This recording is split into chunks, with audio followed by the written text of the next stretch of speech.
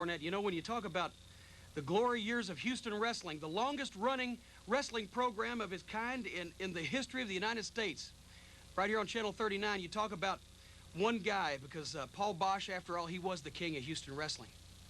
And I knew Paul Boesch real well, but even before I came to Houston, I'd always heard Houston was the wrestling capital of the world. If you weren't in a Sam Houston Coliseum on a Friday night, brother, you weren't anybody. Well, finally, me and Bobby Eaton and Dennis Connery, the Midnight Express, we got the chance to come there to Houston and appear at the Sam Houston Coliseum. And I know you people always remember Bill Watts and Stagger Lee, Junkyard Dog, when that line was 4 abreast around the side of the Coliseum, the biggest crowd that had ever seen a wrestling match. And it was promoted by Paul Boesch. And you know, the one thing that I didn't like about Paul Boesch, that I could never stand about Paul Boesch, it was impossible not to like him. No matter how many times I came down there and insulted the rednecks around Texas, no matter how many times I came down there and insulted the people of Houston, insulted Houston wrestling, insulted everything about the place, every time me and the Midnight Express walked in that locker room and set our bags down on a Friday night, Paul Boesch would walk up and try to shake my hand.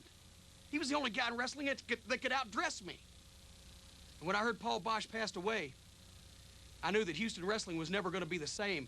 And I appreciate the chance to be part of a tribute to Paul Boesch, because above all, he was the most honest, the #1 promoter, not only in Houston wrestling history, but in the history of wrestling in the United States. And I appreciate this opportunity.